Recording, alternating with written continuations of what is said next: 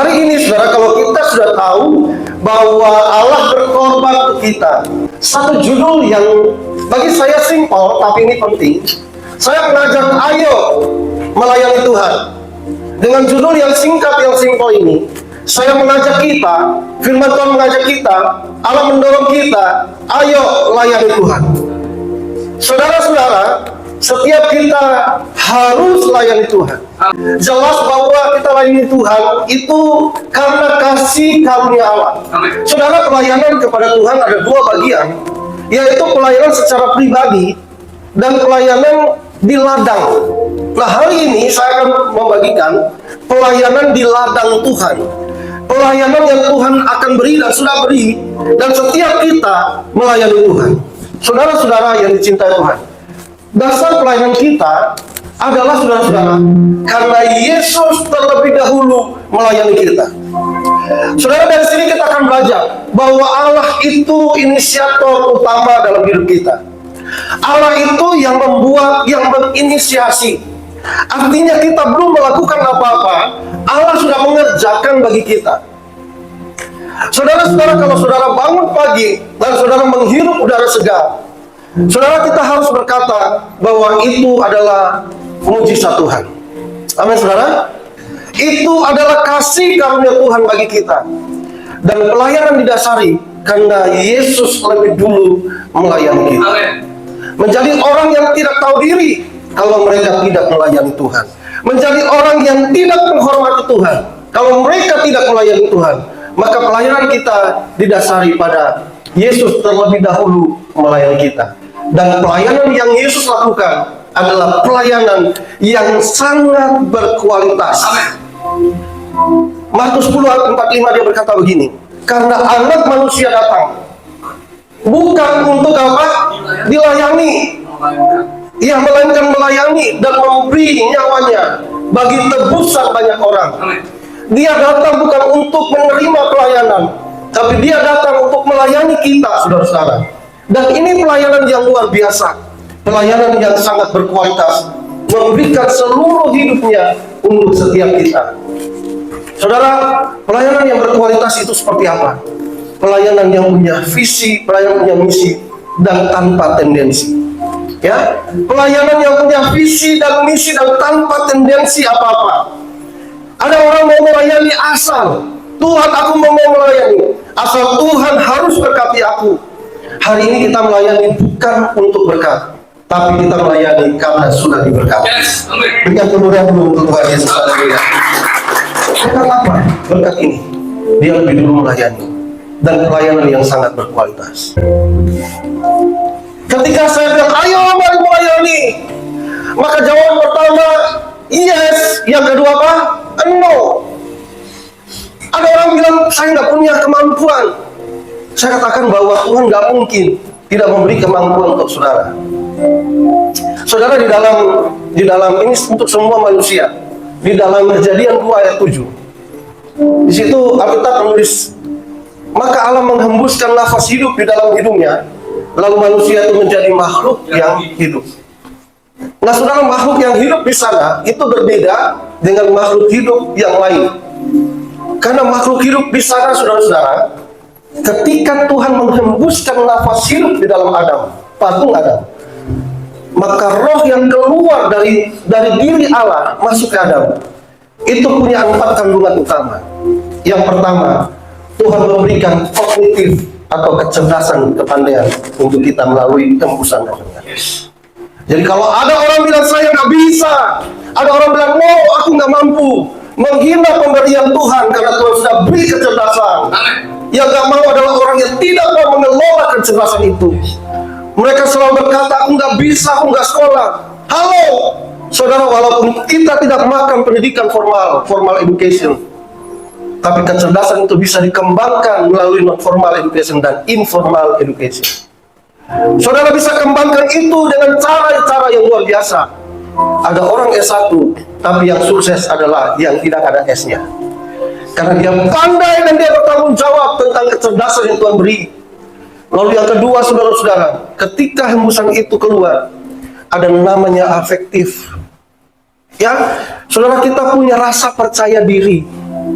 Kita punya moralitas, kemampuan untuk percaya diri. Saudara kadang-kadang orang bilang, aduh siapa aku? Aku orang desa. Pemimpin dunia sekarang mereka berasal dari orang desa. Kasih setiamu yang rasakan lebih tinggi dari langit biru, kebaikan yang telah kau nyatakan lebih dalam dari lautan. Berkatmu yang telah ku terima selalu membuatku terpesona. Apa yang tak pernah kupikirkan, itu yang kau sediakan bagiku. Ayo dengan semangat. Siapakah aku ini, Tuhan, jadi biji matamu. Dengan apakah ku balas Tuhan, selain puji dan sembah. Apa selain apa, saudara? Puji dan sembah. Ini sebuah bentuk pelayanan, worship. Nah saudara, Tuhan tuh bisa apa saja yang positif, tapi dia nggak bisa satu yang positif. Dia nggak bisa menyembah dirinya sendiri, dan itu tugas kita. Haleluya. Dia bisa kerjakan apa yang positif, yang negatif kita nggak usah ngomong. Dia bukan penjahat, dia bukan perampok, dia tidak ada yang buruk padanya. Tapi satu yang positif yang dia tidak bisa lakukan adalah dia tidak bisa menyembah diri sendiri. Makanya dia memanggil kita untuk jadi penyembah benar. Ketika saudara engkau berkata, aku mau melayani Tuhan, ada orang bilang, no, saya tidak mampu. Saudara, yang kedua afektif, yang ketiga psikomotorik. Mereka punya daya gerak, saudara, psikomotor. Ya, mereka punya semangat. Dan ini Tuhan beri untuk semua kita, tidak ada yang terkecuali. Maka tahulah kita kalau ada orang gak melayani, artinya dia tidak menghargai pemberian Allah yang luar biasa. Yang keempat dari Kejadian pasal yang kedua tadi adalah spiritualitas. Kalau hari ini kita berkata, siapakah aku ini Tuhan, ada orang yang plesetkan, lalu awakmu sopo. Bukan, kalimat ayat ini bilang begini, jadi biji matamu. Artinya Daud ini bukan orang baik, tapi Daud dikasihi karena dia menjaga Daud sebagai biji mata. Siapakah aku ini Tuhan, bukan berarti saya nggak tahu diri, bukan. Ungkapan Mazmur yang berkata, aku ini tidak ada artinya, tapi engkau buat berarti. Dengan apakah ku balas Tuhan, selain pujian sembah. Luar biasa, saudara ya. Kita punya spiritualitas. Jadi hari ini saya ajak kita untuk memilih jawaban yes. Amen. Siap melayani Tuhan, amin. Amen. Siap melayani Tuhan, katakan kiri kanan, ayo kita semangat melayani Tuhan. Haleluya. Saya ajak untuk kita melihat bahwa perkataan yes itu menjadi perkataan atau sebuah jawaban dari kita. Saudara-saudara, kita melayani Tuhan karena ayat ini. Mari next, kita baca sama-sama. 2, 3. Sebab kamu telah dibeli dan harganya telah lunas dibayar, karena itu muliakanlah Allah dengan tubuhmu. 1 Korintus 6 ayat 20. Saudara, kita telah dibeli dan harganya telah lunas dibayar. Muliakanlah Allah dengan tubuh kita. Saudara-saudara, Tuhan menebus kita itu tidak dengan cara seperti sekarang kreditan, tapi Tuhan menebus kita dengan cara lunas dibayar. Dia tergantung di kayu salib. Dia memberikan hidupnya untuk kita. Dia memberikan seluruhnya untuk kita. Dia mati untuk setiap kita. Saudara, berapa banyak saudara percaya bahwa Tuhan mati untuk kita semua. Coba angkat tangan semua. Saudara yakin diselamatkan Tuhan? Amin. Ketika kematian Yesus di kayu salib itu memindahkan kita dari neraka ke surga. Ketika kematian Yesus di salib, saudara, dia membuat sebuah hidup yang baru untuk kita. Yang tadinya engkau harus binasa, lalu kemudian Tuhan memberikan nyawanya. Lalu kemudian kita menjadi ciptaan yang baru. Maka Paulus menuliskan, kalau kita sudah tahu kita dibeli dengan harga yang lunas dibayar, maka Paulus bilang, karena itu muliakanlah Allah dengan tubuh kita. Karena itu muliakanlah Allah dengan tubuh kita. Karena itu serahkan hidup kita untuk melayani Tuhan. Ya, so jangan ada alasan untuk tidak melayani Tuhan. Tapi hari ini kita harus melayani Tuhan. Yang sudah melayani harus melayani lebih lagi. Sudah pelayanan di mana-mana itu membutuhkan 4D. Katakan 4D, 2, 3. 4D. Baru Pak Gembala yang keras. Kita harus keras semuanya. 2, 3. 4D. Yang pertama adalah membutuhkan doa. Haleluya. Haleluya. Maka kalau ada orang bilang saya nggak bisa melayani, ambillah posisi D yang pertama. Saudara-saudara, kita bisa berdoa. D yang kedua adalah daya. Katakan daya.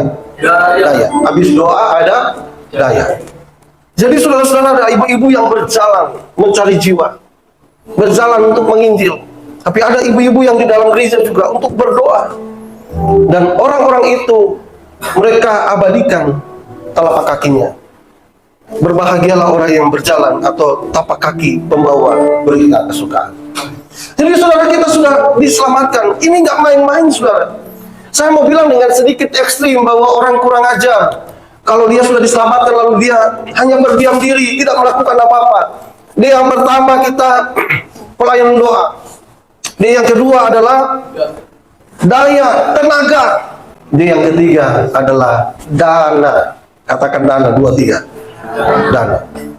Saudara-saudara, tahukah kita bahwa setiap berkat yang kita peroleh itu ada titipan Tuhan untuk pengembangan kerajaan Allah. Jadi ada orang yang diberkati, perusahaannya berlimpah-limpah, harus ingat bahwa ada titipan Tuhan. Dia yang ketiga adalah dana. Gereja butuh dana untuk pengembangan. Emang beli keyboard pakai haleluya? Kita iman dengan haleluya, tapi beli di elektronik keluarkan uang, bukan haleluya. Saudara-saudara, maka Tuhan memberkati sebagian jemaat di bidang keuangan. Untuk apa? Untuk mensupport pelayanan, untuk mendukung. Ayo, kalau kita sudah diselamatkan, layanilah Tuhan. Yang keempat adalah data. Data itu saudara perlu tahu. Orang-orang di sini di mana yang kita harus injili? Kita kalau mau injili, Tuhan pimpin aku, ada data yang kita punya. Saya nggak tahu cerita kenapa bangun gereja di sini. Ya tentu ini adalah masuk dalam data Tuhan.